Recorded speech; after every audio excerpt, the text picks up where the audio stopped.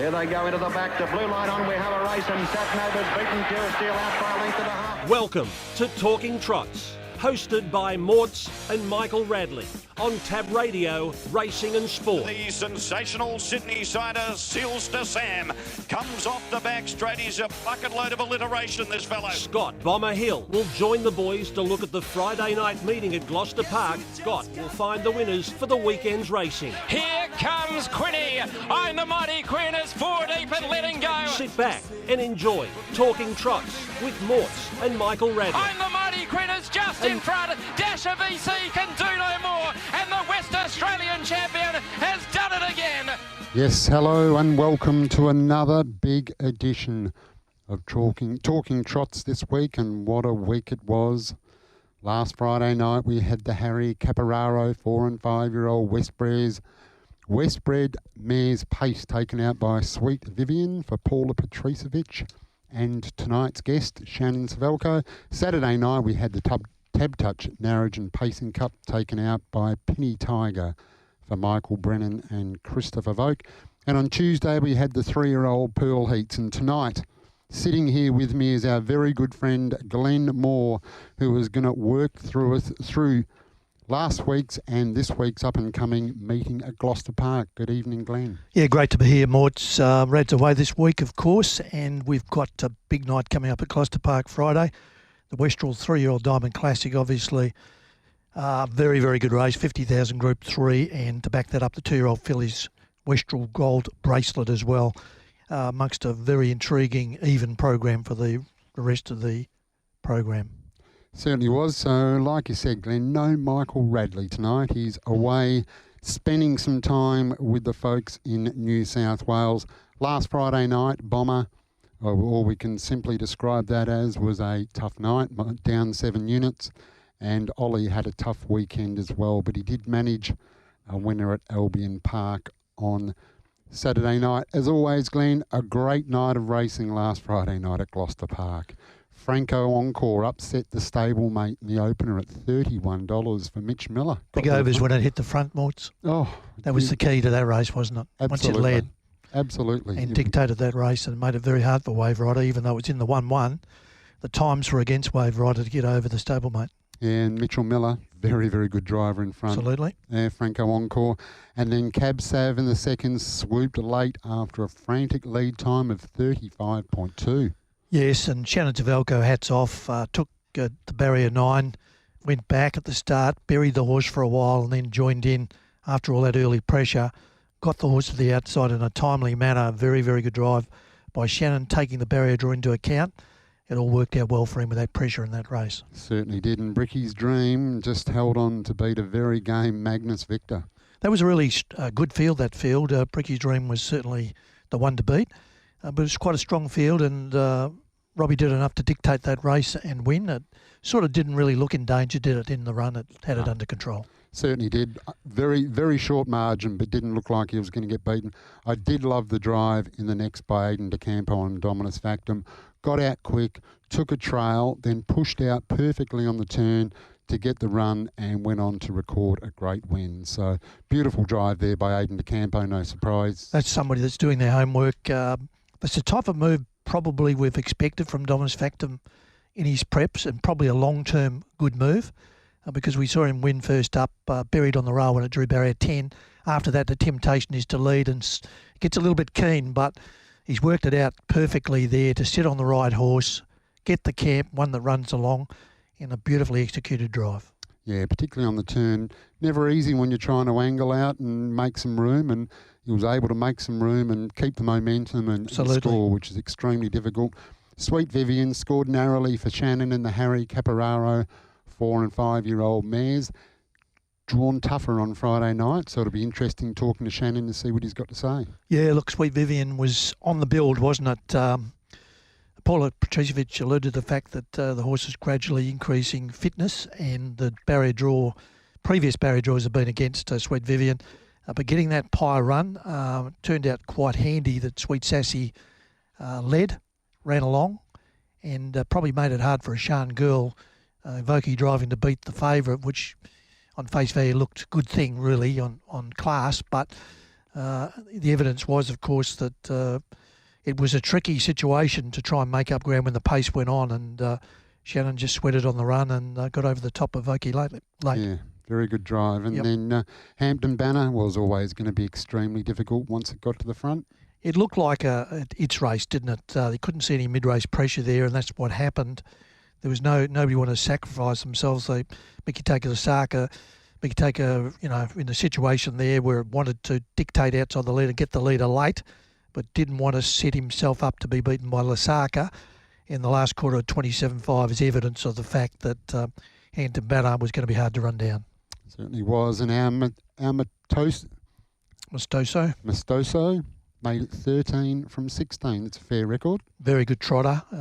Obviously, over the years, it's had some issues and has taken time to get going, but it's really doing a great job now. And 36.8 lead time the other night, 158.9. Good time for trotters.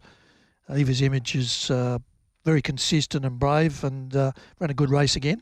But Amastoso's got a touch of class. And then Storm the Beach made it a great night for Katie Howlett because she also part-owns the previous winner. Part-owns Storm the Beach as well. That horse has been racing very well in the country. Came to town last start, Yep. good field, and Absolutely. performed well and finally got the money. Yeah, and a very lightly raced horse too, and Katie would be thrilled with the way this horse is going. It's got a big future, I think. It's got a bit of learning to do, clearly, but I think it's a horse that could develop and go through the classes later on. And Highview Heidi rounded out the night with a double for Chris Folk. And how well is Chris Folk driving? Yep, and that was the get-out stakes for me because in a lot of punters, I would think, who were lucky enough to get the drift, and the horse got out to the end, the $4 plus mark fixed. And there was a big push, Rainette, of course, who's the favourite tomorrow night. But Voki got the job done, got that perfect spot from an awkward draw. All of a sudden, the $4 each way looked very attractive. And having said that, Rainette was extremely brave in running second. Friday night, Shannon Suvalkjo a driving double, Chris Lewis a driving double, and Christopher Voke a driving double as well. Friday night down there in Bunbury, Giles Inwood got a treble, and so did Corey.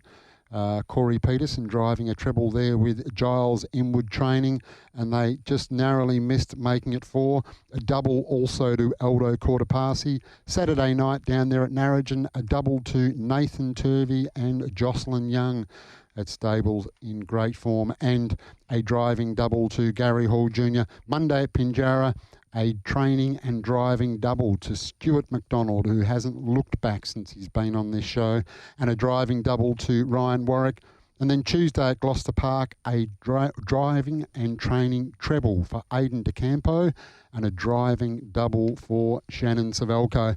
Well, Glenn, we have kept tonight's guest waiting far too long, listening to us.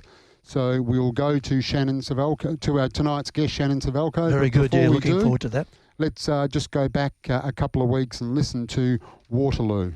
Remarkable Rock's trying to get out. Lenora Jane right to the outside. In the straight, Waterloo's in front of Grand Coteau on the outside. It's Waterloo from Grand Coteau, and then came Loctay and Remarkable Rock, and Waterloo does it all the way.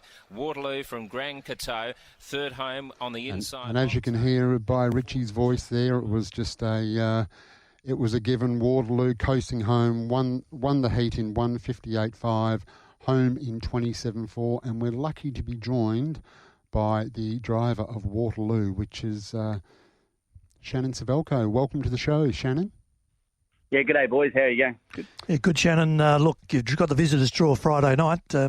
In terms of the one that you didn't want, Mike Reid alluded to that. Probably means that you're going to have to drive the race of your life here, and the temptation was always probably to follow the one out of the barrier, but also a temptation in a big race like this not to be locked up late. Yeah, for sure. Yeah, it's probably the worst area we could have got, but we're drawn beyond a nice horse, so Miss Hepburn should be hard to beat, and Brownie's horse drew out wide, and there's a few others that drew awkwardly. So yeah, we're in the race, and we just have to adapt to it. So she's a class filly, and she'll be really still hard to beat, I think. Shannon, just reflecting back on Waterloo, obviously it's got a magnificent record. That one race, I think, was was maybe the Westbred race where you're outside the leader, where the horse did hang down badly, if that's the race I'm thinking of.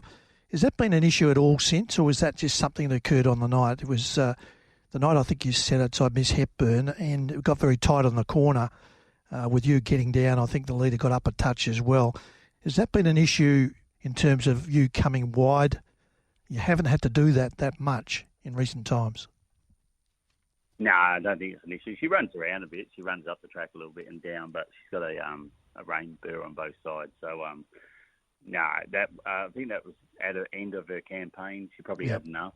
So, and she had done a lot of work in that race. So, she hasn't had a problem since. And Mike always keeps telling me that she's heaps better from behind. So, we'll find out on Friday.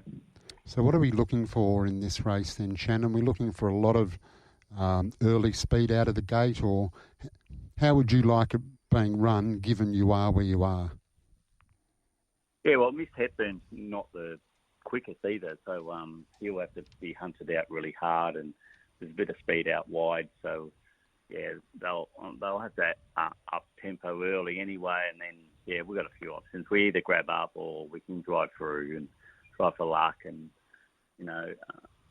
there's heaps of races coming up for us. So, I expect just have a good word to Mike on Friday and just go from there. But, it's not the end of the world. But, she's the best horse in the race. So, if she gets any luck, she'll probably be hard to beat.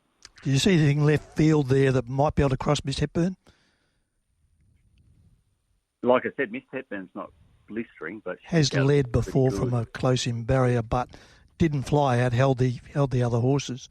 But, it didn't fly out. It does have Aidan DeCampo on board, which is a plus, because Aidan's very good at getting them out, so that'll certainly help.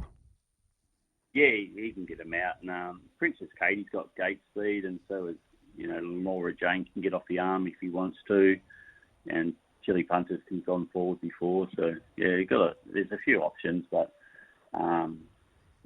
Miss Hepburn's got the right draw, so it's going to be hard to beat still. So. Going back to race one, Feeling Aces, you must have been tremendously proud of that run. Matt Scott's horse, Feeling Aces, followed Penny Tiger and caused a bit of a scare, quite frankly, up the straight. Does follow pace really well, Feeling Aces, doesn't it? Like the harder they go, the better it goes. This is an awkward draw for that situation, though. Yeah, correct. Yeah, it does follow speed. I've seen it, three back the rails and fly home in, condition races or free-for-all races before and nearly win. So the faster they go, the better it'll go. So, it's just, it had a great run at Narrogin, but they were running all the way and a lot of them got tired, and he fought it out, tremendously well. Matt does a great job with him. It was only a cheap buy, and he's done a great job with Feeling Aces. So, no, I'm sure it might not get much luck on Friday, but it's definitely capable of winning a few more in town, Yeah, it was more than a scare last Saturday night, that's for sure. There in the Narrogin Cup, it was it stuck on like glue all the way down the straight. Was an excellent result. In race 2, got a nice draw there with Classic Choice for the Padberg stable. Armour X Factor out there in 5 has got a bit of gate speed as well. What are your thoughts here, Shannon? Yeah, that gets off the arm good, and so does Rascal gets out pretty good too. So, we have to be awake at the start. Classic Choice can get out pretty quick too. So, 1700 to start, it probably suits horses that are drawn a little bit wider, but I'm sure Classic Choice will get off the arm really quick, and it's dropped a bit back again in grade, I thought, and the distance will suit it this week, 1700. So, I think we'll probably have to lead to win. So, that's our intentions. Very quick sectionals last week, Shannon. Obviously ran along. Was the horse that keen? Was that the issue there? Like a little bit of a sitting shot in the run. It was quite a strong field in terms of the opposition. Was that sort of the issue that you sort of let it roll because that's what it wanted to do? It was settled early. It got once as I DeCampo crossed him at the start, but I was actually kind of coming out half-hearted because I thought that could be the option. So the retake.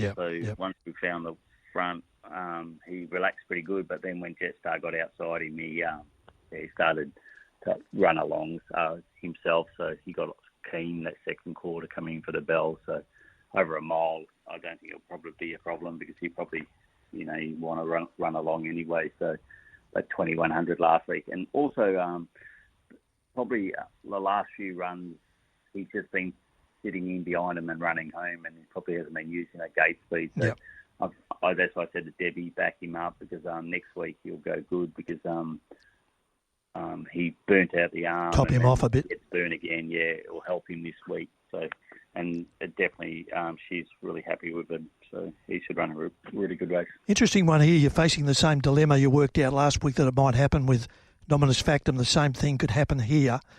The issue is State of Heaven did lead from the 1 when you drove it last time from the 1 and sort of defied a little bit of logic because it didn't lead the start before.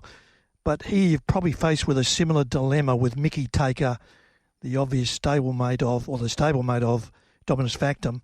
That move could be on again, Dominus Factum crossing, and they're looking to sit on Mickey Taker. Yeah, could be. But State of Heavens gets out pretty quick.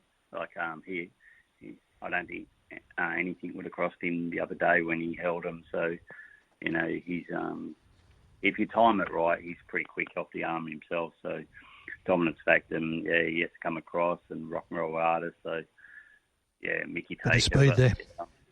But they've drawn a bit wide. McCarney's inside and got a bit of gate speed. And Star Casino, you never know. So, there's a few options. But State of Heaven doesn't have to lead to win, but he probably gets you the draw and his chance. So, he'll be hard to beat, I think.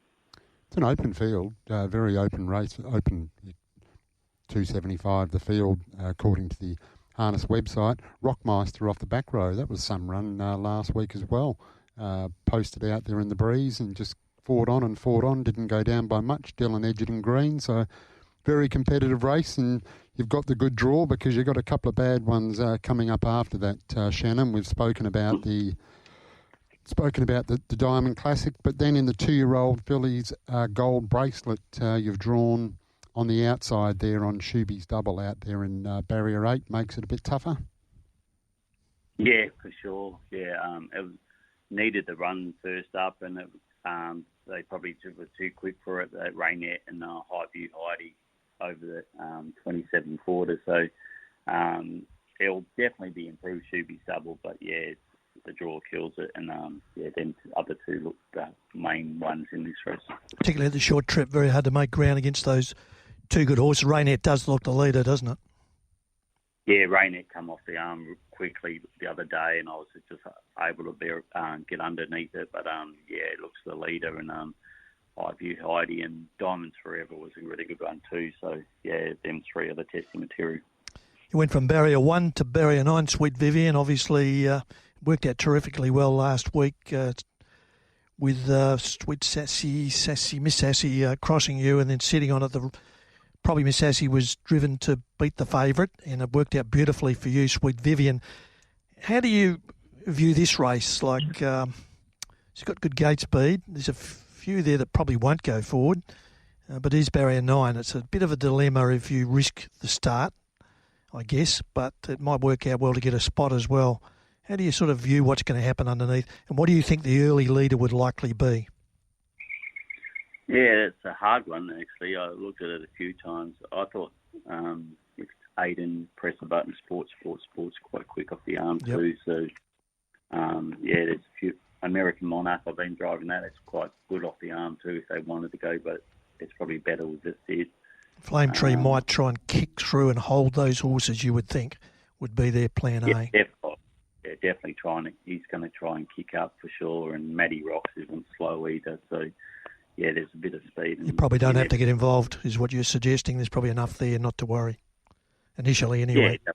Yeah, well, she didn't lead last week. But, she's going really well. And I just thought that she hung really bad to start before when I drove her, and she probably lost the length every corner. And, when they start hanging and you're upsetting them by turning their head all the time, they pull up a little bit themselves. So I was quite confident she'd run a good race with the dollies on, and especially the speed on all the way, it really suited her. So I think she'll come on from that run too. But, it's just a draw on Friday night.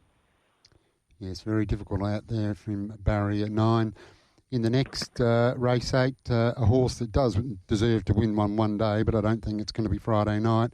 The horse for Debbie Padberg will get one, but tough field on Friday night, Shannon.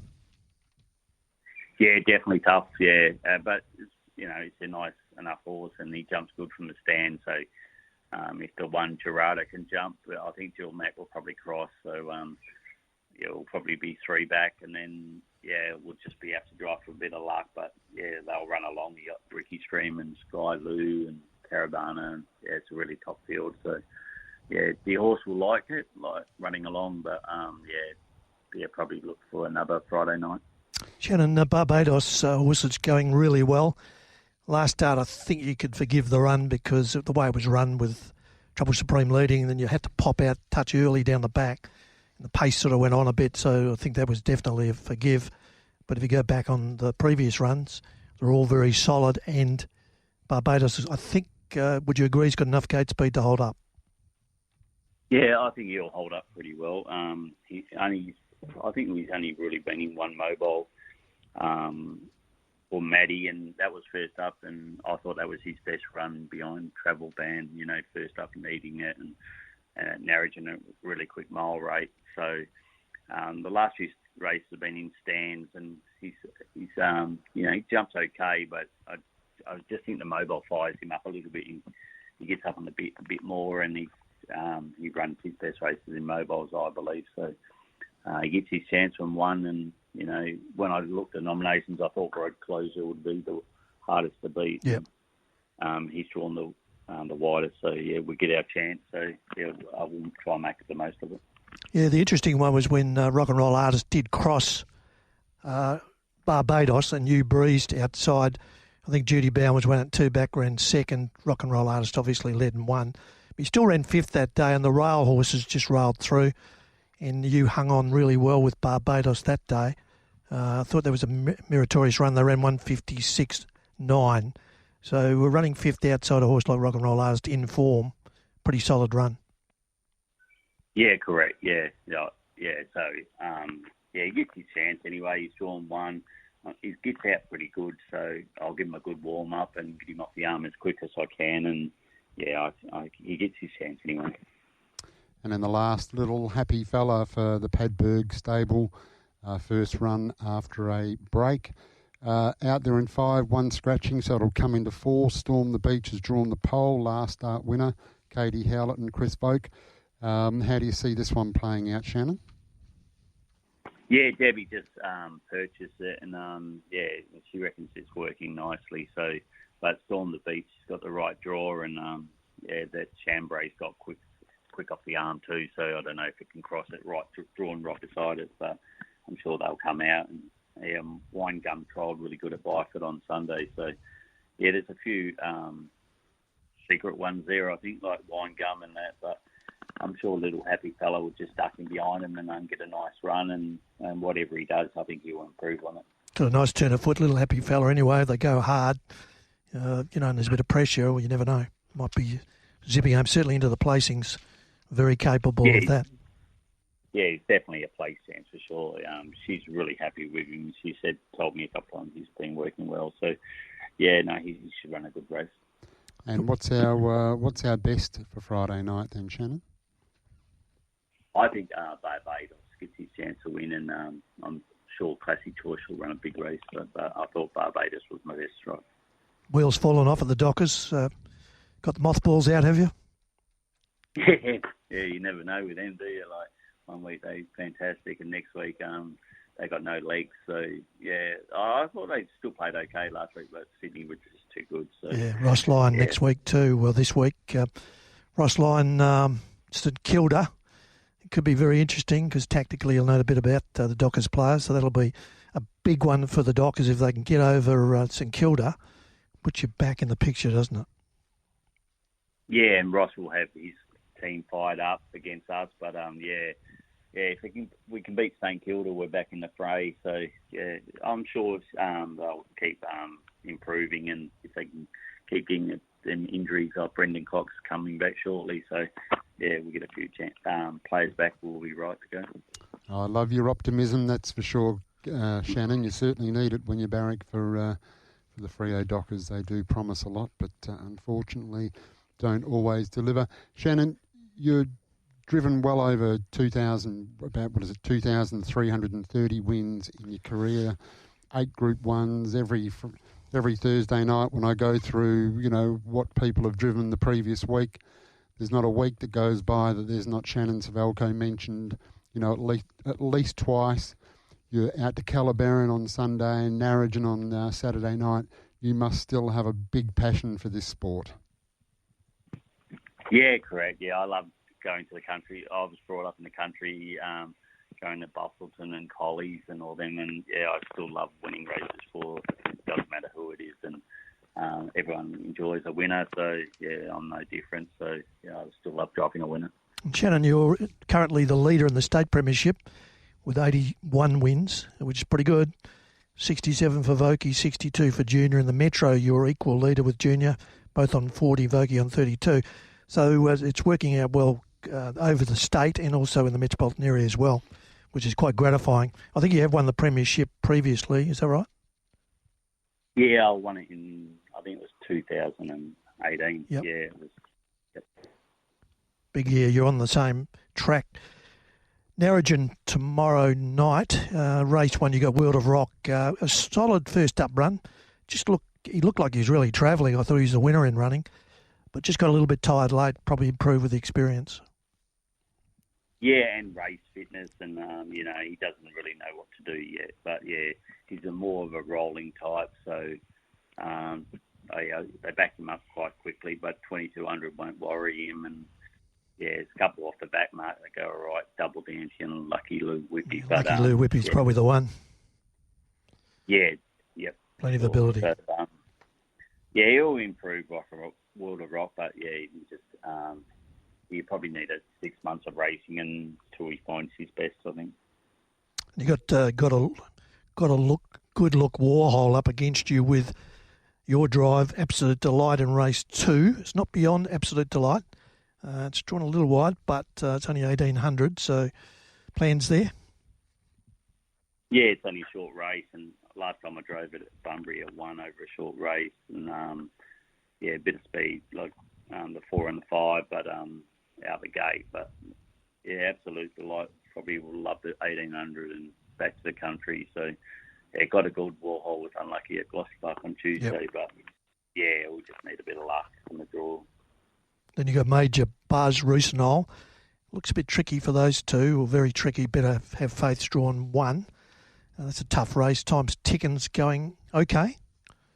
And the last race, probably a reasonable chance with Pecunious. What was your thoughts there? Major Buzz, Rusinol, Time's Ticken and Pecunious in the last? Yeah, the Rusinol and the other one will probably need a lot of luck, Major Buzz. But I think Time's Ticking is the winner. Yep. I think he'll win. Okay. So, got good gate speed, and 1,800 will suit him. Every time I drive him, he impresses me. So I think he's in the right field. He gets his chance to win. Fair and enough. The last one, Juniors, should run a good race in that. Corey Peterson's horse will be still hard to beat, but Juniors, he's been running good races in Waterloo's races and all that, so should run a good race. Got a pretty good book at Calabarin. Race 1, the Mercenary, it's going very well, but that's actually a pretty strong field. Yeah, it is. Yeah, it was a good run the last couple runs. I've been watching it, but it might get the right run there. It just might just jump in behind him, and he's racing well. His last run at Calabarin was super, so I think he'll be in the money somewhere around there. A good even field, that one. Should be a good betting race, albeit a small field. I think that's a reasonable race where people will have varying opinions. She's a Mere race 2, a horse that's got a lot of gate speed for a start, but in this situation here, how do you view it? Yeah, Lang just recently purchased the 2 off the Campos, and his first up run, he only had it a week or race 5 3, days. sorry. Yep. Yeah, and that was a good run at Narrogin, and he just come in behind him, and that would run 3rd, but this is probably a drop in grade on it against the older horses, but probably a bit weaker. But local resident and Flying to Win are probably the 2 hardest to beat. But I'm sure She's the Mare will continue to improve for Lang. He does a really good job with him. So, yeah, he should run a good race. Houston Flyer did lead a couple of starts back, doesn't suit it, does it? But when you hold it up for one run, different horse, drawn 2 here. What do you think early? Like Johnny Lumbo's probably getting close to a win, did a bit of work the other night. How do you view it early in terms of Houston Flyer and the type of tactics you need to employ for it to go to its best? Yeah, like you said, it probably worked too hard at Narrogin, and probably leading from out wide was hard. But I've led on it before and it's won races in the country. But Johnny Lombo's just got back in the draw, and I'd usually drive it, but he's really like awkward from the inside. He probably suited from out wide where he gets his pace up. So one's going to be very difficult because I drove him from the back line at Calabarin a couple of weeks ago and he galloped out. Yeah, that's right. Yep. Rail. So, it's going to be interesting early. Dwayne's going really well, I thought, and Alexander the Great. So it's got Gates beat Alexander the Great too. I think Houston Flyer will be really hard to beat in that kind of race. Sure. Pink Parade, race 5. What you take there, drawn inside the back line behind Cracker Lightning. Again, it's a pretty even field. Yeah, that's right. Yeah, I had a couple of choices, but I chose Pink Parade because I thought the 1 or the 2 could lead, and Pink Parade loves the short distances and will just roll up on the fence and it should be in the money somewhere. But it's a hard race, that race. So there's about 10 winners in that race. So it's just going to, whoever gets the right run will win that race. Definitely. I better in race 6. Drawn the ace, Sisters to Ree though, big danger. Yeah, correct. But I bet it's going really well. And I thought it was a good run at Narrogin, but he's backed it up a few times and its fitness should be through the roof. And it's second behind Cab Sav across the park a couple Fridays ago. Last Friday was super. So, it's definitely going to be in the money, I think. But, Sister Cherie, I don't know what Lang wants to do yet, if he wants to lead, because I bet it's won a few races against Lang. If it's 25, he'd probably sit. That's 21, I think. We'd want to give it a chance. And, Sister Cherie gets up the arm pretty quick too. But, I'll speak to Lang and we'll go from there. Sure. Tiger Lou, super impressive. First up, you alluded to the fact that the track at Calabarin's a bit slow, isn't it, in terms of the surface? So you can't take sectional times into account that much, but the sectional times are actually pretty good anyway. And then it's gone to Gloucester Park and put in the big performance the other night, coming off the track and picking them up out wide. I was very impressed with the way it found the line, and it looks like a very good buy for Matt Scott and the owners. Yeah, correct. Yeah, Matt does a really great job with him, and he knows, like, by tracking him all the time.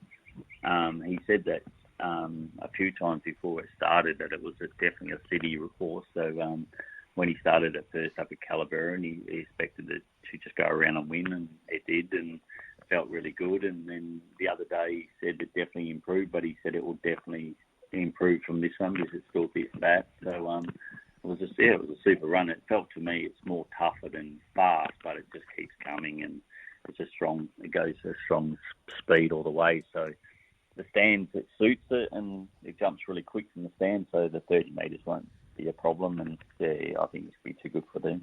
Just give us a bit of an idea on the surface there. Like, it is a bit slowish, isn't it, in terms of, so the punters are looking at times.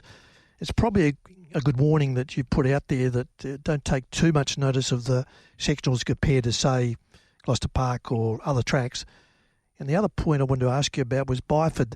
The times in trials there, it seemed to be a bit slower lately too. Is that a pointer that punters should forgive the slowish type sectionals that you see occasionally at trials? Yeah, correct, yeah.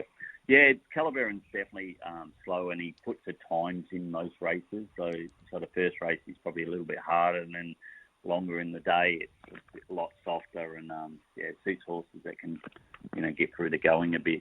Horses that get on their bumps and that really find it difficult at Calabarin, but horses that just keep grudging through this, through it, no good. So yeah, it suits some horses, but some horses that they find it difficult. Byford is a bit slow. I do a lot of track work for a lot of people, and if you're running home in 28 now, you're doing a good job. Lost on the mile and a half, but it's different. It's probably just the weather too. The weather changes, and the colder days they don't seem to run home as quick as when it's a bit sunny in the heat. So yeah, and they've been putting a lot of water on it. So yeah, it's hard to judge at times, but you can just look at a horse when they goes good, and you just have to go with your gut feeling, I think. Yep. No, you certainly do, and we appreciate that insight. It is important that punters do take that into account. It's a big weekend coming up for you, Shannon, as it is every weekend. We thank you very much for your time. Hopefully we've steered the listeners into a couple of good each-way chances and winners. So thank you very much and good luck for the weekend. Yeah, thank you. Thanks, Shannon. There we go, Shannon Suvalkjo, one of the best there is in WA, Glenn. He's a great analyst, Shannon, and look, he can line horses up very well, particularly some of these horses that we don't see that much. He can drive track work on some of them. He gets an insight into track work, and also he's very good at lining up some of these races where we don't get a lot of insight into the form and horse's ability. But once he's sat behind them, he can take a view of how a horse should be driven in the future. And he's identified one there, Time's Ticking, which I've been keeping my eye on it a bit, and it has been going okay. And him jumping on board could make a big difference. And he's thrown that out, I imagine, be reasonable value. Certainly gave it a good push. Time's Ticking and Barbados certainly seemed to be his two best. It was interesting to hear him talk. I read an article about Shannon some time ago and what drove him and what he liked about harness racing. It was exactly what he said tonight, and that is that he just enjoys driving winners for people. Exactly, he gets a thrill out of it. Yeah, exactly. And I mean, he does a lot of kilometres out to Calabarin and down to Narrogin and Gloucester Park, and he does it for a reason. He really enjoys it, and he's very successful. And he's also one of the best gate drivers here in the state. He gets them off the gate really well, which is a critical thing for horses to earn money, and he's a good judge of pace. Look, and he does his homework, which I think young people coming through should look at Shannon Suvalkjo in terms of the amount of homework he does. He knows the opposition, and he can read a race and adapt to circumstances. And I think that's why he's one of the best drivers in Western Australia and probably around Australia, for that matter. Yeah, it's very interesting. When we had Andy Gath in a couple of weeks ago, and just listening to him talk about the level of form that they do is just incredible. Yep. So it's such a key piece for both trainer and driver. Absolutely. To have a really good. It's good for the trainers to have that, but the drivers also got to have that good understanding of form as things unfold in a race that you might not have thought were going to be before the start of the race. They've got to be able to adapt to that. So yes, 100%. So knowing that forms are absolutely critical, and having Andy Gath here was interesting. Just to listen to the level of form they do is amazing. It gave a great insight into it, and just shows you the professionalism, how far it can take you. Some of these young drivers coming through, we can be overcritical of them early in their career, but you see them blossom with the experience. And if, in Shannon's case, he's got family there, nephews, etc., nieces, and so on. They'd be silly if they didn't go to him for advice. Yes, I'm sure they do. You look at the Suvalkjo, family. It's just so big and so successful, right across. So 100%. There's plenty of talent there. We're talking to young Kyle Symington last week. We're talking about talking to him about success and what it's like for somebody young to come through in harness racing. I mean, we tend to forget that Kyle Symington's just a young guy, and you look at some of the races he's been in lately. Driving swing band, and just driving in the real cut and thrust of that high level, high pressure. And we do take it for granted sometimes, and we do forget he's just a young man. Well, not only that, Kyle Symington's an enigma in a way, because he's come through without a lot of background in the industry, and he's come from nowhere in a way. So he hasn't got that family background that Suvalkjo's, for example, have got, yet he's adapted very, very quickly. It's astonishing for me how far he's actually come in the few years he's been driving, because he's a very good judge of pace. He's got reasonable amount of aggressiveness, which I think you need to have to succeed. But as he goes along, you can see all the time he's incrementally thinking about what's going on and improving week after week. In my view, he's very, very promising. Yeah, and I think it's with people like Ryan Bell who have showed the faith in him. Yep. And being prepared to stick by him and put him on in the early days, put him on some 100% on some great horses in big races, and he got repaid by Kyle with some great drives. So and Ryan's a bit of a teacher too, like no shrinking violet, Ryan. So he would always tell him when he's doing something wrong, and be constructive. I'm sure about how he drives the horse, whether it's suited this way or another way to be aggressive or sit and kick type horse. They'd be mapping out in general terms what they're going to do, but Ryan Bell knows as well as anybody things change when they're out there, and you can't lock people down to instructions. But we've seen Kyle Symington very adaptable, I think, and I think Ryan Bell's given him the confidence to be able to do that. Yeah, certainly has, which is a good thing. Well, we better keep moving on here. So before we go to the break, this segment is brought to you by Steel Blue Boots, Australia's leading supplier of work boots. Built for comfort, made for work. They are a mark of true skill. Whatever your trade, we've got your boots designed for comfort, durability and choice, backed by a 30-day 100% comfort guarantee.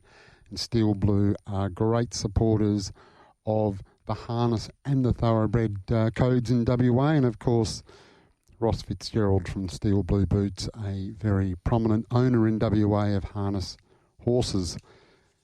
As we go to the break, we're going to listen to Miss Hepburn when it ran fourth in its heat of the diamond, held up, is well drawn on Friday night in Barrier 1, so it's going to be a real chance in the Diamond Classic. So before we go to the break, here's Miss Hepburn. Turn. The leader, Miss Hepburn. Lenora Jane continues to try and close in. The run might be peaking a bit, though. Miss Hepburn's got a kick. 29 seconds. Lenora Jane, the outside's trying its heart out, clear of Sugar Delight down the outside from Bazaar Package, but Miss Hepburn doing it well. Sugar Delight flashes into second place, but Miss Hepburn goes home to win by 2 metres, a metre and a half maybe. There's always a lot more in store for you at Retrovision, like Retrovision's lowest price guarantee. If you find a lower price on a same-stocked item, we'll beat it. There's our 60-day price promise, where we'll refund you 120% of the difference if you find a lower advertised price on any purchase. Plus, RAC members save an extra 5% every day of the year. After 60 years, a lot has changed, but there's still a lot more in store at Retrovision. Talking Trots with Morts and Michael Radley on Tab Radio, Racing and Sport. Next quarter in 28.6. The leader steal the show. Out wide, Too Fast, Too Serious, trying to let go with a run. Back on the inside is Jumping Jack Mac, While They Pray gone. In the straight, steal the show in front. Jumping Jack Mac's into the clear, giving chase. And then Too Fast, Too Serious. Here's Jumping Jack Mac all over the top. Raced up, shot to the front, it's over. Jumping Jack Mac comes away from Steal the Show and causes the minor upset by 3 metres. 6 metres away, third is Too Fast. A minor upset, but great drive there by Stewie Mac. Stayed in on the fence, and when he saw daylight, he sprinted well. Yeah, that's his go if he can be driven like that, but very rarely does he get that opportunity. Senior made it clear to Stewie that he wanted him to sweat on that run, and Stewie would have been in two minds thinking, I'm not going to get out here, but it proved worthwhile. While the Prey was obviously the breeze horse in that race, and when the leader saw Too Fast, Too Serious pull out 3 deep, Denny, she just had to give it an inch of rain, which gave Stewie that just slight window to push While They Pray out of the road and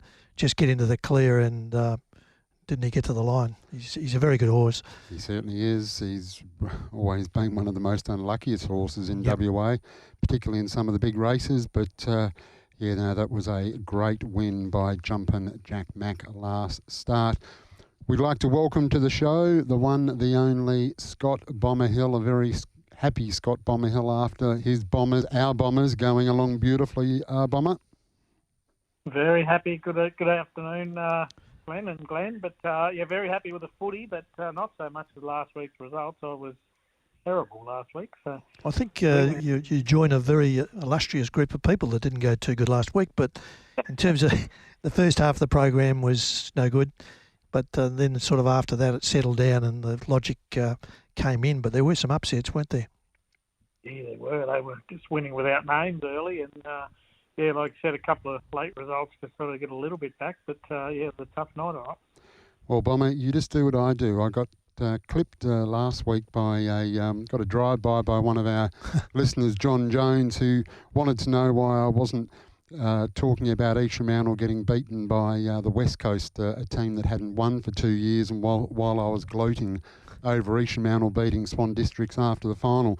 Very simple. We only like to talk about the wins, which is why I won't talk about Eastramount this week. I'll talk about Essendon this week. So I'll give Eastramount the Chaminda, and we'll just go with Essendon. Great win on the weekend.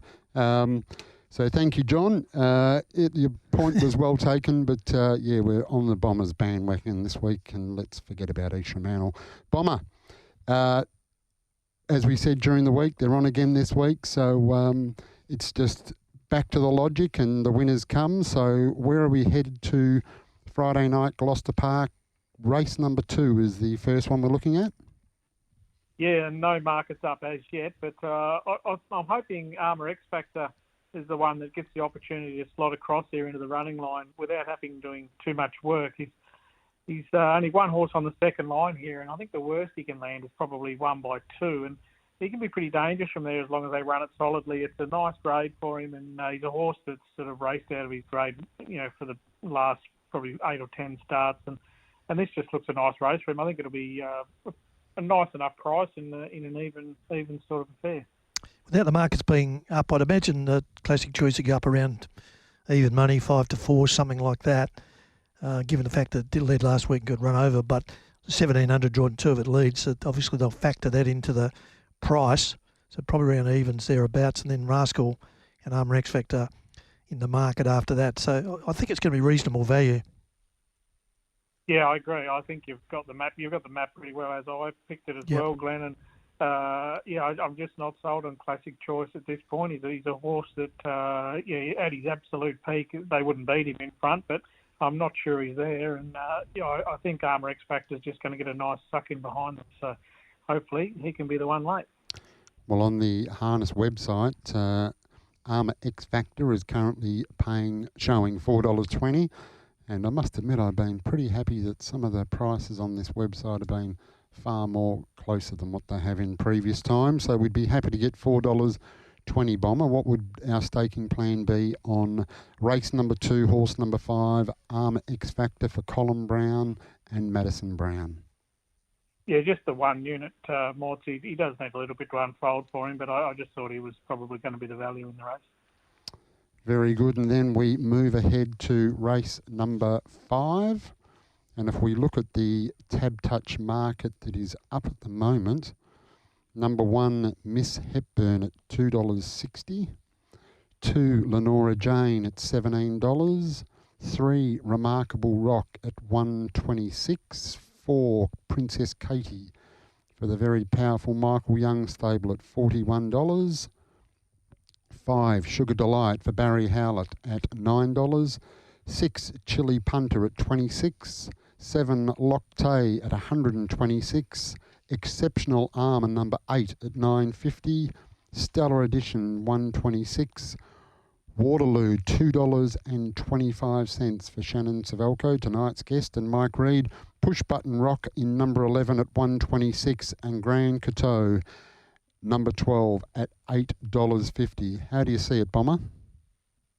Well, the barrier draw certainly made the race. I mean, if you reverse Miss Hepburn and Waterloo's barriers, then Waterloo goes around $1.10 and unbackable. But I really do give Miss Hepburn a chance of beating it, given the draws. And Shannon's obviously got a decision to make early with Waterloo, whether he comes off or he sits on the pegs. And last time he had to sit in the breeze outside Miss Hepburn, he wasn't able to get past her over this distance. Admittedly, that was last prep as 2-year-olds, and they both got beaten. But Miss Hepburn did beat Waterloo home, and last time Waterloo was beaten was also from the breeze. So I think if she does have to do the work, then she may be a little bit vulnerable. But like I said, Shannon may just poke through on the fence and look for luck. But either way, I think Miss Hepburn out in front, she's going to take plenty of beating. Yeah, my view we had Shannon on earlier, Bomber, and he's probably keeping his cards close to the chest or judging it when he's out there. Things change when they're out there. But my gut feeling is if he drags back to get off and he gets back to last and then has to come around them, it's going to be very difficult. I think he might just poke up there early and look to get off if he can. But take that draw. The one's probably the leader, should be the leader, you'd imagine. And he can just poke up there, and if he might even be content to drive for luck in the last lap, and if he's behind the leader, and try and push out when he can. I just don't see it as a great option to drag back and come around the whole field here. No, well, I tend to agree, and that's why I'm against it, I guess, in case they do go that way. But, Shannon, he's obviously got options, and he may, as I said, he may opt to stay on the fence and look to push out at the bell, and hopefully there's no three-wide train at that point for him, and he does get the opportunity. But I just think, taking all things into account, Miss Hepburn out in front, she's going to be out of trouble. Aiden in front, very, very hard to beat, and she's going to give us a great sight. When Super in the heat, the fourth should have won. He probably did the right thing taking that gap, but then the run never came. But he was going to win, I think. Miss Hepburn, if the run came, when it ran fourth, went terrific. Yeah, agree. Yeah, certainly got the Aiden de Campo factor, and as we know, in front, not too many better than Aiden de Campo, that's for sure. So, Bomber, it's going to be a cracking race, and the draw has certainly set it up to be that. Race number 5, horse number 1, Miss Hepburn for Aiden de Campo. What's the staking plan here? Yeah, 2-unit bet, Mort. So, pretty as confident as I can be with a horse like Waterloo in the race. As I said, she's going to have the advantage of being in front, and we'll take that. Happy with the price? $2.60 currently showing on Tab Touch, Bomber? Yeah, I think it's fair. I don't think she'll get any shorter. Happy enough just to sort of half wager and see if she does drift out a touch. But I don't think she'll get any tighter than that. It's a fair price. I'd agree with that. I think that's round about where it's going to end up. There's got to be money for Waterloo, and there's a couple of other nice horses in that. There might be some specking. Exceptional Armour's the Query horse clearly hasn't seemingly come back as good, but those runs may have topped her off. So if there was a pressure involved, well, you could see a different Exceptional Armour, of course, but it's a great level of that barrier draw. Yeah, and interestingly, last time in that 2-year-old race when the two fillies went at it up front, they were actually run over by a couple from the back. So, if that does eventuate, then, we may have a blowout as well. Should look like being a great race. Now, before we go to the break and we come back and have a look at races 6 and 8. Before we go to the break, this segment is brought to you by Loans 123. Our great mate, who do we see? Steve Sell, the Nude Nut, for car loans, personal loans, travel, commercial loans. Who do you see? The great man, Steve Sell. And you can get him on 1-800 100 100. Loans 123, still doing things the banks can't. Get on and see our good man, Stevie Sell. Unfortunately, we did need Steve after last Friday night, but Bomber sounding very confident, so hopefully we won't need that number 1-800 100 100 again. As we go to the break, we're going to play off with Highview Heidi, who goes around in the 2-year-old gold bracelet for Paul Strawn and Chris Voke. Highview Heidi has just about hit the front now from Raynette. Further back, Diamonds Are Forever giving chase to Highview Heidi, but Highview Heidi's got the lead, drawing clear 2 metres in front of Raynette, and then Diamonds Are Forever and Shuby's double, and Highview Heidi a very good first up win over Raynette. Third home on the outside. Hi, I'm Steve Sell from Loans 123. We are car finance specialists. We can help you find the loan you're looking for, your new car, and help find a home for your old one. If you want a new or used car but feel uncomfortable visiting car yards on your own, we can help and often save you money. For a stress-free way of buying and financing your next car, who do you see? Steve Sell at loans123.com.au or call 1-800 100 100. You are listening to Talking Trots with Morts and Michael Radley.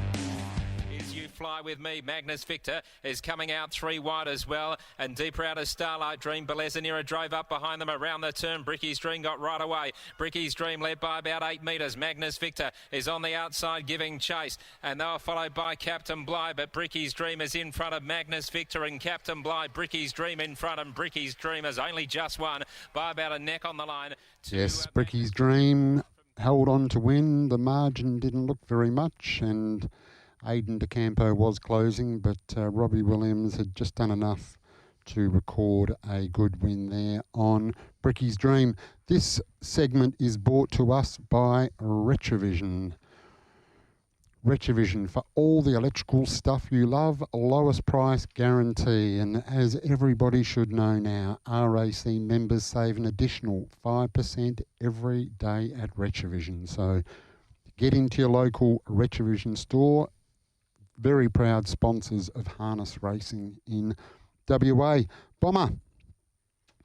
We now move on to race 6, which is the Westrel 2-year-old fillies, a gold bracelet. And we do have a market up for this one. Number 1, Aleezy, is at $51. 2, Raynette at $1.65. Capture the Moment at $41. Highview Heidi at $2.50. Purely Pandemic at $12. Diamonds Are Forever, $10. Number 7, Poppy's Last Dance at $41. And number 8, Shuby's Double for Shannon Suvalkjo at $12. How do you see this one playing out, Bomber? Yeah, I'm actually with Highview Heidi. I think she can sit outside of Raynette and beat her more. I know she camped all over Raynette last week, and you know they both were first up, and they'll certainly improve. But it was the way in which Highview Heidi went to the other filly really quickly, and I think she may have just peaked on a run a little bit, but then, you know, just her strength and ability over the last 100 allowed her to bully her way through the line, and that was the most impressive part for me. She just kept hitting the line with plenty of improvement to come, and I think Vokey will get the opportunity to dictate from the breeze here, and I'm confident she can beat the other filly. And interestingly enough, the big drifter last week, Highview Heidi, might have opened a touch short, but did get out to a terrific price.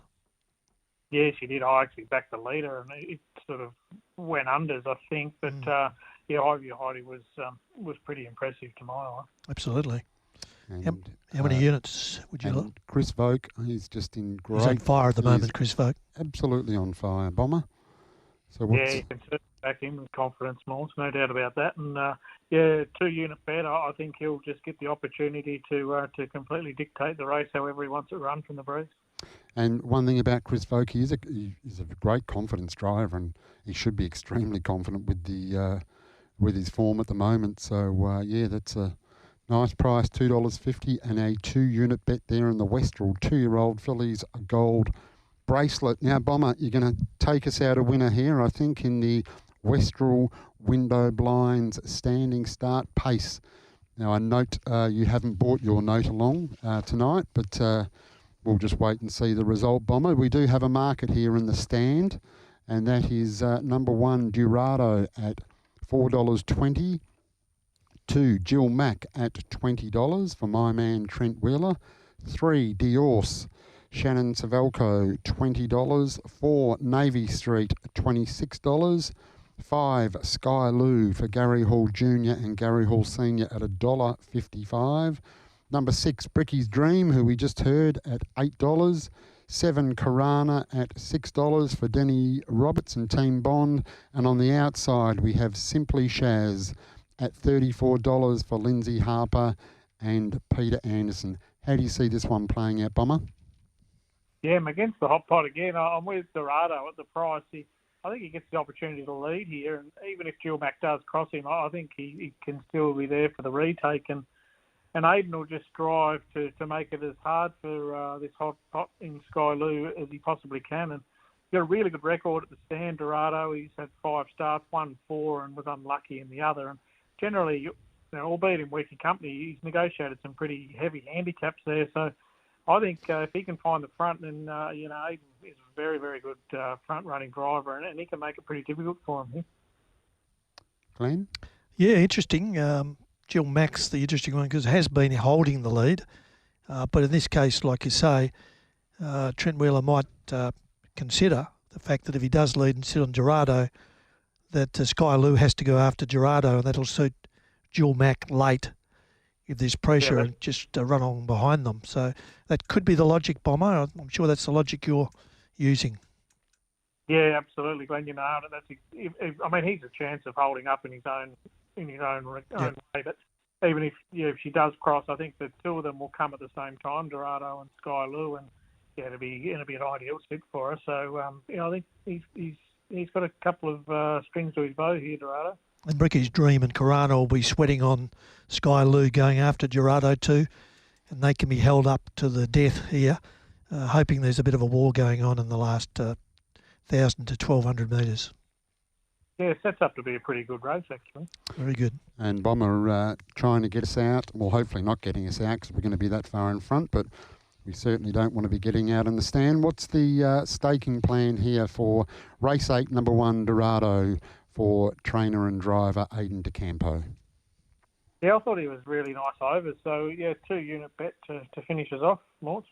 2-unit bet to finish us off. Very good, Bomber. And very quickly on the Dons this weekend, should be an easy win. Should be. We haven't had the opportunity to say that much over the last couple of years, but we're getting pretty confident now. North Melbourne just not quite there, are they? So opportunity to get some. Well, they don't really need percentage now. They've had that draw. That's taken percentage out of play. But an opportunity to bank a good win. That's for sure. I think they've nailed the right coach. He's doing a big job there. He's seems to have that feel for the game, and he's doesn't take any rubbish, and he's got a bit of discipline going on there at the Bombers now, and I think they're reacting favourably towards that. Yeah, there's no doubt they're definitely playing for him. You could see that, like flicking a switch there from round sort of 3 to 4. I think the pressure went up, and their list is quite good. It's just they didn't seem to have the pressure which they're now bringing. So certainly getting the results and building confidence. Now, Bomber, talking about pressure, I'm going to put a bit on you because I'd like to see if we've got a multi before we take off. You like race 9, didn't you? Didn't you mention that? Yeah, I went with a sort of 2-leg multi. I thought, I do like the horse in race 9. I'm just not sure what price he's going to come up, but we'll kick off with race 4, number 6, Jumping Jack Mack. I think he can just use his ability and fitness to overcome these. He's speaking of confidence, he's a horse that's starting to build a bit of confidence after being horribly unlucky through the last couple of seasons. So I think he'll win the 4th. And then into race 9, I expect Barbados to lead, and he really deserves a win, this bloke. I don't think there's anything that can cross him, and from in front, he's going to take plenty of catching. And Shannon Suvalkjo, who we had on earlier, was very confident Barbados could get the job done. Yep, very confident. So, yeah, the only reason I didn't pick him outright, I'm just not sure what price he's going to come up. But yeah, it's a bit hard to predict, but you'd imagine shortish. Yeah, I think so. No, very good. Yeah. Very good, Bomber. Very good. Thank you. Race 4, number 6 into race 9, number 1. There's 4 other winners there. The Bombers tipped us as well. The Dons should get up. We'll get the multi. Going to be a great weekend. Thank you very much for your time, Bomber. Thanks, guys. Appreciate it. Have a great night. Thanks, Bomber. Okay, there goes Scott Bomber Hill with some winners there for us.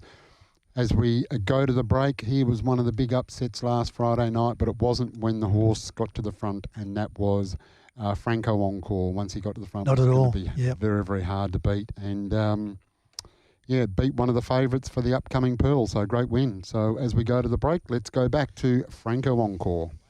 Front with Ideal Muscle coming on out wider, and then back on the inside Franco Encore, followed by Armour Believer in the straight. Franco Encore, favourites in trouble here. Franco Encore's clear. Ideal Muscle running on the outside, battling away Wave Rider as well for a great go for second, but it's an easy win to Franco Encore. Franco Encore raced away to win it well at $31. New Mazda. Yep, I love it. We got it from Bayswater Mazda. I keep hearing great things about them. They're fantastic to deal with. Great people, great coffee too. At Bayswater Mazda, you'll always be well looked after. Visit the team today and find the best drive-away deals on new Mazdas and pre-owned vehicles. Driving is better with Bayswater Mazda. So's the coffee. Go and see Bayswater Mazda at the corner of Guildford and Garrett Road, Bayswater. DL 25174. Talking Trots with Morts and Michael Radley on Tab Radio, Racing and Sport. Dance. Gully Gum on the outside looms up alongside as they head into the straight. It's Northview Dance in front. Turvey less animated the outside with Gully Gum. What's he got left in store? Gully Gum. Northview Dance is kicking. Gully Gum the outside in front. Northview Dance. Gully Gum driving at it with every stride. Gully Gum wins on return. Gully Gum beats second. A very, very good win there by Gully Gum. That was first up against the very short price favourite. Had to sit parked in the breeze, and they put a gap on the third horse and sprinted very hard, and gee, hit the line really well. That was a terrific win. It was. So it looks a horse that's going to make the city. Morts. His last prep went good, but the run the other night has probably gone up another level on that run. If we can keep that improvement going, it'll be a Gloucester Park winner. Certainly will be. Now, this segment here is brought to us by Bayswater Mazda, and driving is better with Bayswater Mazda, and I certainly know that because I drive one, and they are one of the most beautifully appointed cars on the road. Very quiet, very smooth, fuel efficient, and of course it's not just a Mazda, it's a Bayswater Mazda. I went out there and saw the wonderful team out there at Bayswater Mazda on the corner of Garrett Road and Guildford Road in Bayswater. Great service, great team, and of course great coffee. So get out there to see them. Now, Ollie, welcome aboard. Hi guys, how are you? G'day Ollie, glad to have you back. I'm just here looking after keeping the seat warm for Rads while he's away. No, very, very good replacement. Thank you. Yes, we're expecting... Flattery will get you everywhere. We're expecting big things, but importantly from yourself too, Ollie, we've got... now we're racing this weekend at Narrogin and on the Saturday, and then we're racing on the Sunday out there at Calabaron, and hopefully you've managed to also find us one at Albion Park, which we know you like. Yep, starting us off in the first at Narrogin, so we won't have to wait too long on Saturday. In the first race, we've got Switchblade, who trialled really nicely coming back from a spell, and his first two runs have actually been really good. So he copped a flat tyre last start, so that didn't help his cause, and he was still coming back on the line. So he gets a pretty nice draw here in 3. I think he's got some options. Can either keep pushing for the top, which I think he'd get eventually, or he can sit up and hopefully run home strongest. I think it looks a really pretty suitable race, and he can keep his main dangers, so if who are drawn the back row, I think he can keep them off the track and working, and he should be hard to beat there. I think it'd be reasonable value too, Ollie, because that's a pretty well balanced field. There's a few in there that got some ability, but he's got the draw advantage. But I think he'll go around at reasonable value by the same token. I think so, yeah. There's a couple of horses that are probably Pete's Honour, not quite a nice horse in the making, and double the ante. It was really good last start, pretty stiff to get beaten in the end by the horse that got onto its back.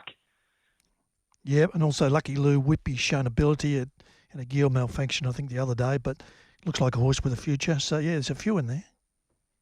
Yeah, definitely. Rock and Roll Train's got gate speed, so they could be a bit involved there early. Definitely. Yeah. So, probably a bit disappointing. It was, yeah. It copped a bit of pressure, but, yeah, I agree. It's going to have to do a bit of work to win this race anyway. So race 1, number 3, Switchblade with my man Trent Wheeler. Gee, goes well, Trent. Very, very well indeed. Very underestimated driver, certainly, in my opinion. Definitely, yeah. Yeah, he's a ripper, absolute ripper. So that's race 1, number 3. What do we got next, Ollie? The next one we've got is in race 5, a Lucifer. This is mainly going to be a place bet, but it crossed at the start last time, which was pretty much the end of his winning chances, but ended up with a 1-1 trail and worked the line still pretty well. Follows out Better Have Faith, who's been really, really impressive so far this time in. Showed really good gate speed, so I think a Lucifer, if it can dig up and stay on the ones back, then it should be leaders back in the run. And from there, there's a couple of horses in this race which I think will go around reasonably short odds, which should mean we get a decent place price on a Lucifer, with Lord Titanium, who is racing reasonably well, and Tahi, who's first up. I think they'll both take up some a bit of market percentage there for us to get a decent place price on a Lucifer. Maybe even the Quinella bet there with the favourite. Better have faith too, based on the fact that Lucifer's a good place bet. It might get the Quinella as well there. You've got probably Lord Titanium, the other one for second and third. But, you might be able to get a bit of value with the novelties based on Lucifer running second or third. Definitely hard to see how Better Have Faith gets beaten unless it's really pressured, but it doesn't look like a race where there'll be a heap of pressure, so I might just get away with this one. Better Have Faith. So race number 5, horse number 7, a Lucifer, once again with my man Trent Wheeler. So is it more of a Richie bet, 20 by 80 or a? Yeah, definitely a 20 by 80. I'd be surprised if a Lucifer was able to beat Better Have Faith. I think Better Have Faith's it's got a lot of speed, and if it doesn't cop a lot of pressure, I think it'll be probably winning. Very good. And then on Sunday, we head out to Calabaron for the card out there. We've got a good card out there at Calabaron on Sunday. What have you got for us, Ollie? In the first race, again here, we've got a horse here. There's a bit of a gap between runs, which slightly concerns me, but Major Manhattan, I thought in a weaker race, last start was really, really good, returning from a long spell, was able to come out the 1-1 and actually ran a reasonably quick last half, and he was still able to come late on the line and take it out. And I think here draws best of anything and can drive through and lead. Just that slight query, few weeks between runs, but if he's fit enough and he's ready to go, I think on the front end it'll be really, really hard to catch that Major Manhattan. So anything above about $2, I think it'd be a decent price there. I think it will be that price because you've got a bit of opposition there. Mr. Piccolo was always in the market, Mercenary, Cullen Star, okay, and Chasing Cooper last start winner. So, yeah, look, I think there's a market there for Major Manhattan to be a touch of black maybe. I think Mr. Piccolo's the main danger, and he's racing in super form at the moment. So definitely if he gets a trip into it, it'll be really hard to beat. But just going with the draw advantage and hoping we get a price there. Certainly. Yeah, very nice little field. It's only a small field, but it's a very good field. It's a good race. And it's first at Calabaron at 12:27 p.m. We kick off race 1, number 2, Major Manhattan for Lisa Walton and our man Cody Waldrot. And then I think where do we head to from there, Ollie? We've got one more at Calabaron in race 3. This looks like a decent tactical race, where I think the best 2 horses are drawn off the back row. I am going with Flying to Win, though, who I think's trialled up pretty well for this sort of race and has always shown pretty good gate speed. First out for Michael Blakemore here. So trainer switch. Hopefully the horse is switched on for the trainer switch and can get out well enough to lead. And then from there, I think can just be rated to beat She's a Mare and Local Resident, who have both been racing pretty well recently. I thought She's a Mare was really, really good last start, but I think if they're coming wide off the track at Calabaron, then it's pretty hard work. So I think can just about get away with it on the front, Flying to Win. It was a pretty strong trial too. Relatively Armour won that trial, so that's solid trial form. Even though it did run 4th, it's still solid enough to suggest the horse is going okay. And one thing you do know is that Kyla won a lead and will have a crack for the lead. Yeah, definitely. And it was a long way back in the trial too. So definitely no knock getting beat the margin it did. Certainly. He's a good front-running driver, Kyle Harper. No doubt about that. So that is race number 3 at Calabaron. Horse number 2, Flying to Win for Michael Blakemore and Kyle Harper. And what about Albion Park? Anything there for us, Ollie? There's one in race 2, Nick's Pick. He hasn't had a lot of luck in his last couple of starts. 3 back, he was just massive. Came from last in a pretty moderately run race and flew late and got up, and then was super again 2 back and did similar and was just beaten on the line. And then last start just never got into it because the tempo was totally against him there, and he was still running home really good sectionals, but just never got into it. And then he finally draws the pole here for the first time this campaign, and he's got pretty good gate speed. So I think he can dictate the map. He can lead or he can take a trail, and either way, I think it'll be really, really hard to beat. And I think it'll be, at least early, it'll be each way odds. So I think each way next pick in race 2 is a really good way to play it. Lead or sit behind leader? If I was them, I'd probably just lead. I don't think it looks a race with a lot of pressure, but he's probably best driven sit sprint. So if there was some pressure that came on, then I think he'd probably be pretty happy to hand over to a horse like my dad said. Okay. But I think initially they'll look to lead and then just see what pressure there is. Very good.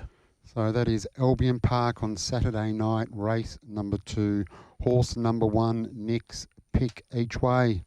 Ollie, thank you very much for your time and your input, and good luck and good punting on the weekend. Thanks very much, guys. Thanks, Ollie. There we go, Ollie Crown with his thoughts on Narrogin, Calabaran and Albion Park there as well. Glenn, was an interesting week around the country tracks last weekend. Bunbury, treble for Giles Inwood and Corey Peterson. Yep. And it should have been 4. They had the very short price favourite Northview Dance, but as we heard, it went down to Gully Gum, which was a great first up win. But that's right. Great training performance by Giles Inwood. Absolutely, his team's going really well. Giles always been a good trainer, but he's currently in very, very good form and stable to follow. That's for sure. Yeah, certainly is, and. 3. So that was 3 for Corey and 3 for Giles. Narrogin Saturday night, bizarre package. Never saw much of the rail, but recorded a very good win for Jocelyn Young. This horse was 3 wide early, 3 wide middle, 3 wide late, and just kept finding and recorded the win. Yeah, and it put the writing on the wall first up at Gloucester Park when it ran on strongly, and then dropped back to Narrogin. Of course, it's got a pretty good record of doing work in races. Previously down at Albany, places like that. And it has won at Gloucester Park previously by leading early in its career. So, yeah, look, I think this horse will go really well for Jocelyn. And she drove it with a bit of confidence the other night, that's for sure. Yeah, that's stable. Stable's going very, very terrifically well. Yeah, really, Absolutely. really well. And what was your take on the Narrogin Cup, Penny Tiger? I mean, just held on and won, but he did win. Time's pretty solid for that distance, and it's another example of Chris Folk driving to beat Laverajo, the one horse, which always sets yourself up a touch. But he would have assessed that it's worth the risk to do it, because he probably would have thought nothing is going to be able to come over the top of me. But the one behind the leader is always the one, isn't it? But yeah. On the line, it did look a bit shaky up the straight, but it did fight enough late. The last quarter was slow, but when you look at the overall mile rate, that's a quick time for Narrogin. Yeah, it was. Like you said, the last quarter was slow, but overall time was good. Your thoughts on Laverajo? Laverajo was a query prior to that race because of the scratching. Yeah.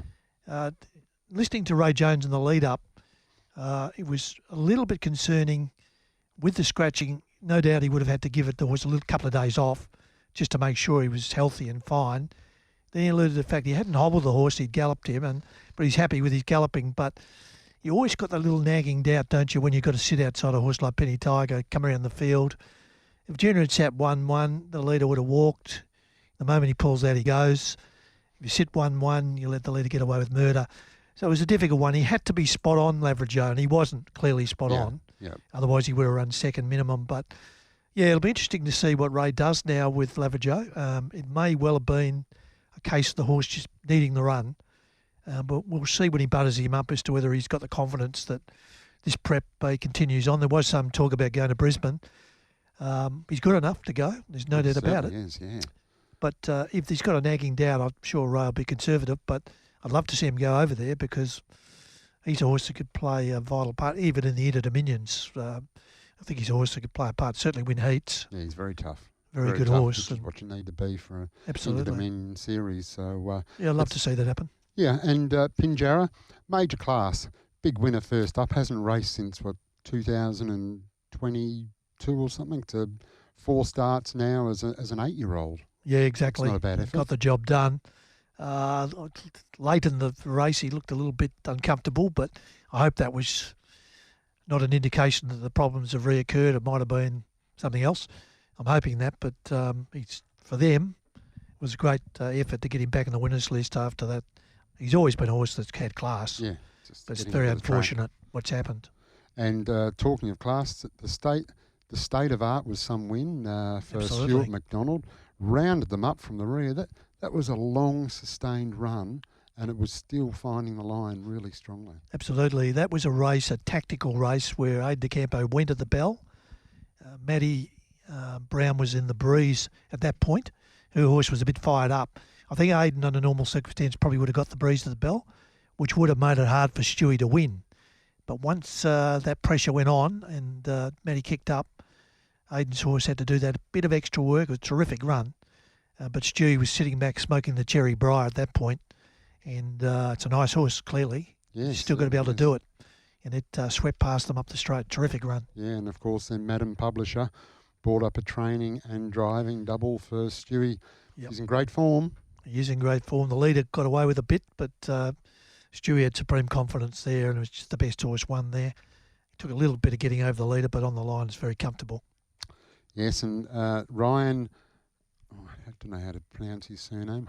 Is it Heroic? Heroic, yep. Heroic in South Australia just drove the lazy 7 out of 8. Happy birthday.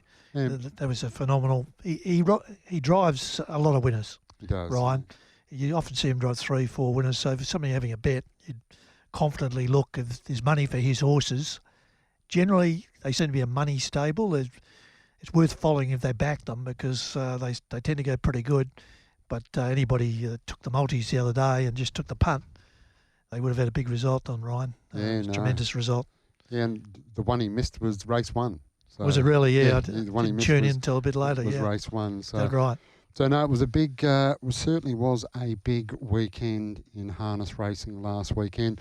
I liked the push from Shannon Suvalkjo times, Ticken and Barbados. He seemed very comfortable on those two there, which is very good. Speaking of being very comfortable, I had just going to digress for a minute, just going to talk about what else I did during the week.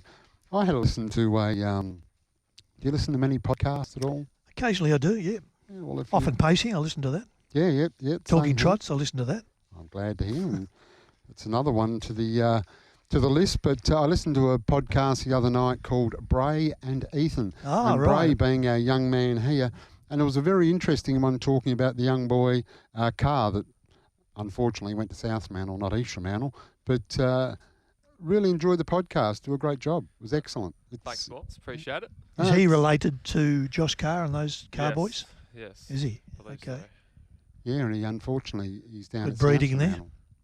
Not bad. Just how old would he be? How old would he be? He's 18, 19. Okay. Yeah, I think, maybe 20 actually. Yeah, I think he said he was 20. He's only played 2 games for South Fremantle, but in the league side. No, had to listen to the podcast. Very enjoyable. Oh, thank you.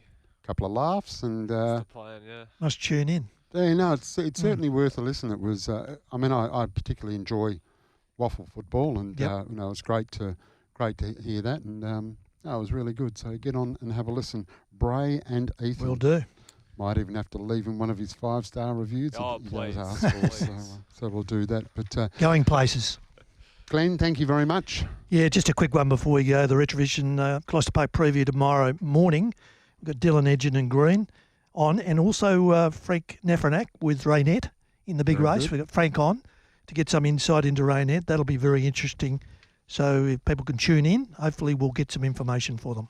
No, that'll be good. Make sure you're tuning in tomorrow morning. I better hide that piece of paper. That's actually got tomorrow's quiz on it. Been working very hard to try and make them. You blokes get them far too easy. But make sure you tune in to the Gloucester Park preview at 8 o'clock tomorrow morning. Great card of racing on Friday night at Gloucester Park. At 8:15 we normally do the quiz, so have a listen, see if you can't get yourself a Retrovision gift card, and hopefully about 10 winners for Friday night. So thank you very much, Glenn, for your time. Not at all, Morts. Enjoyed it. Good luck and good punting, and look forward to the next podcast, Bray, and from us, it's bye from now. Talking Trots with Morts and Michael Radley on Tab Radio, Racing and Sport. Chances are you're about to lose. For free and confidential support, visit gamblinghelpline.org.au.